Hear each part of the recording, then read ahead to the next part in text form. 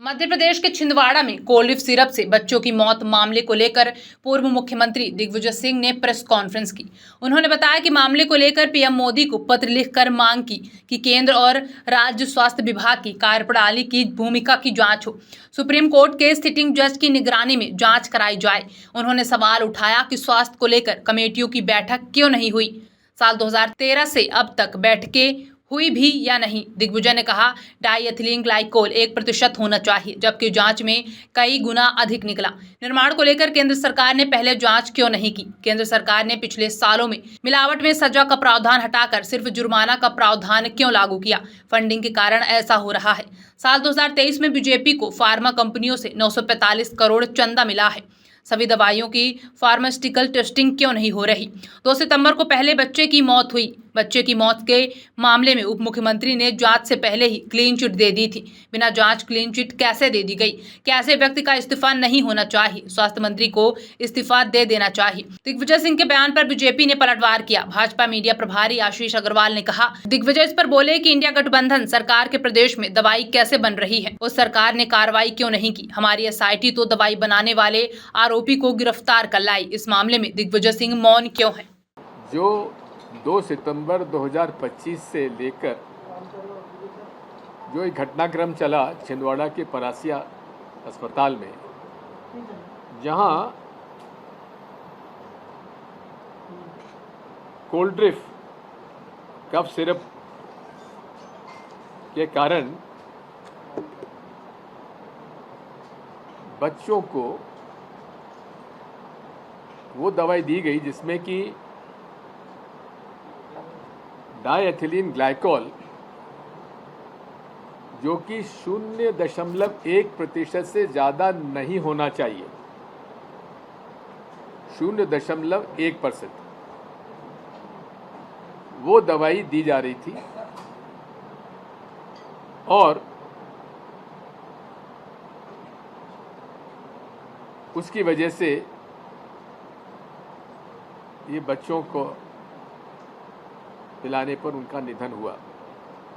और 2 सितंबर से लगातार ये जब घटना बढ़ती चली गई, तो 2 अक्टूबर को माननीय उप मुख्यमंत्री स्वास्थ्य विभाग ने क्लीन चिट दी कि इसमें कोई गड़बड़ नहीं हुई है, सब ठीक है।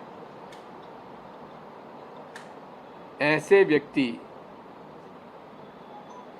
का क्या इस्तीफा नहीं होना चाहिए था? और यही नहीं है, इसके बारे में 2022 और दिसंबर 2022 और 2023 में हिंदुस्तान में बनी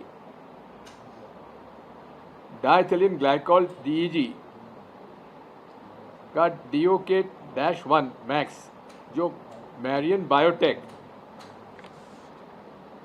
के कारण समरकंद उज़्बेकिस्तान में 18 बच्चे मरे थे, और उसकी जानकारी देश के हेल्थ मिनिस्ट्री में थी। अब बात यह है, ये मेरे पास जो यहाँ बैठे हुए हैं श्री राजेंद्र दुबे, ये मध्य प्रदेश के हमारे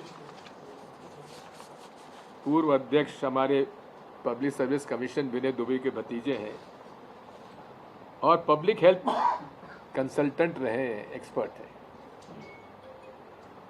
और इन्होंने केंद्र सरकार, जब यूपीए सरकार थी, उन्होंने नेशनल हेल्थ मिशन लॉन्च किया था। उस नेशनल हेल्थ मिशन के अंतर्गत ये United Nations office project and services में काम करते थे, और केंद्र सरकार ने इनको कंसल्टेंट के रूप में लिया था। 2007 के बाद नेशनल हेल्थ मिशन के लॉन्च होने के बाद मध्य प्रदेश सरकार ने 2007 से लेकर 2013 तक United Nations office of project and services के कंसल्टेंट के रूप में राजेंद्र दुबे जी को यहाँ पोस्टिंग भोपाल में की थी। तब से हमसे ये परिचित हैं। और नेशनल हेल्थ मिशन के अंतर्गत ये नियम बनाया गया था और उसकी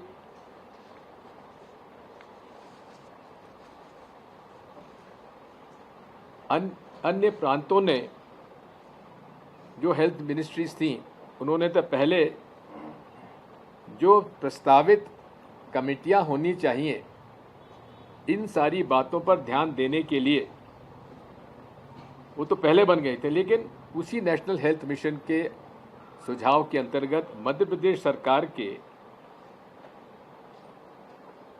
लोक स्वास्थ्य एवं परिवार कल्याण मंत्रालय ने 7 सितंबर 2013 को ये आदेश दिया था, जिसकी प्रति मेरे पास है, आपको उपलब्ध करा देंगे, जिसमें राज्य स्वास्थ्य मिशन का गठन किया जाएगा, जिसके अध्यक्ष मुख्यमंत्री होंगे,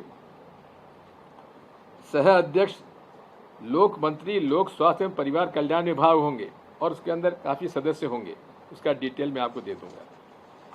इसकी जो राज्य स्वास्थ्य समिति की गवर्निंग बॉडी है उसके अध्यक्ष मुख्य सचिव और संयोजक मिशन संचालक राज्य स्वास्थ्य मिशन, इसी के साथ राज्य स्वास्थ्य कार्यकारिणी समिति प्रमुख सचिव लोक स्वास्थ्य परिवार कल्याण उसके अध्यक्ष हैं और स्वास्थ्य आयुक्त सह अध्यक्ष। इस तरह से ही आगे जिला स्तर पर भी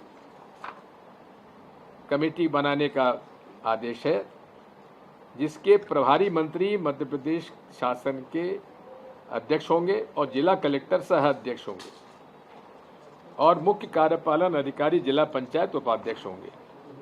जिला स्वास्थ्य समिति की गवर्निंग बॉडी के अध्यक्ष जिला कलेक्टर होंगे और सीईओ जिला परिषद उपाध्यक्ष होंगे, मुख्य चिकित्सा एवं स्वास्थ्य अधिकारी संयोजक होंगे। ये कमेटियां बनी हुई हैं, लेकिन क्या इन कमेटियों कभी बैठक हुई भी कि नहीं हुई?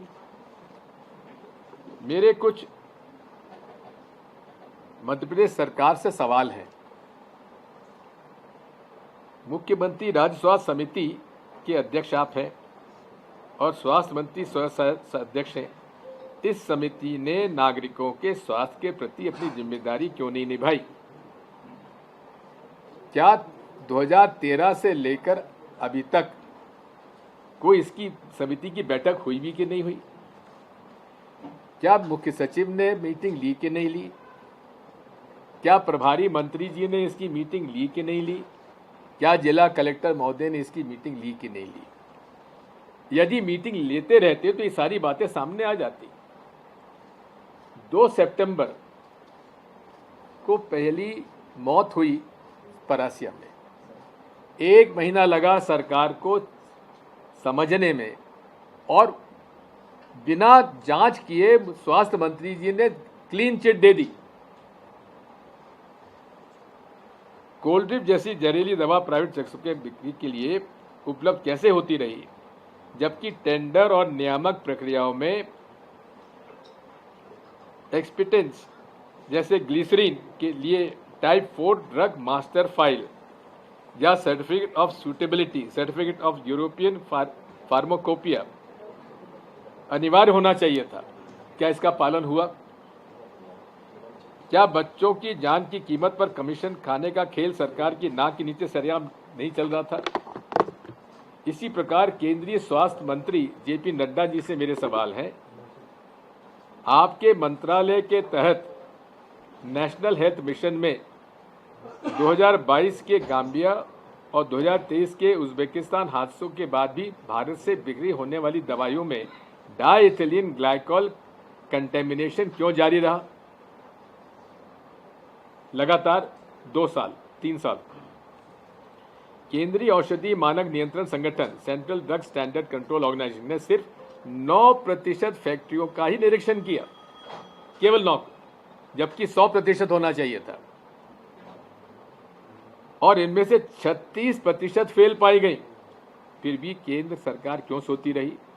ये मेरा दूसरा प्रश्न है।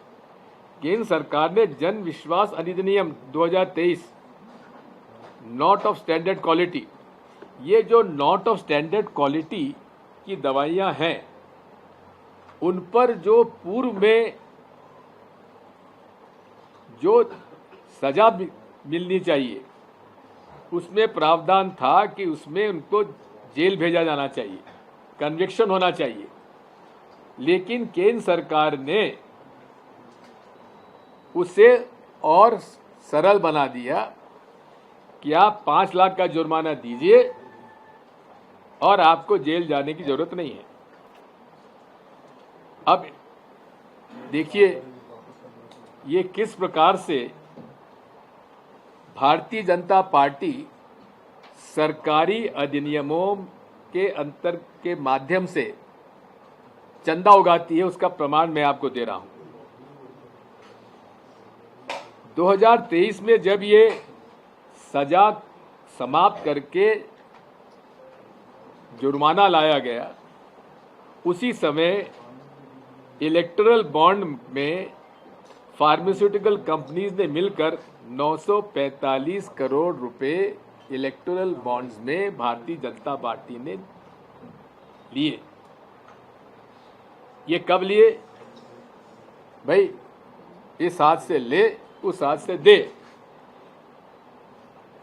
बात वही है कि जहां आपको और सजा कठोर बनाना चाहिए, वहां आपने उसको और कमजोर कर दिया। केंद्रीय औषधि मानक नियंत्रण संगठन central drugs standard control organise का अलर्ट 4 अक्टूबर को आया, लेकिन दवा के रिकॉल में क्यों इतना विलंब हुआ? राष्ट्रीय स्वास्थ्य मिशन में सालाना 1000 से ज्यादा not of standard quality sample मिलते हैं। इलेक्ट्रल बॉन्ड का फिगर 945 करोड़, 945 करोड़, जी हाँ, जो इलेक्ट्रल बॉन्ड आए थे।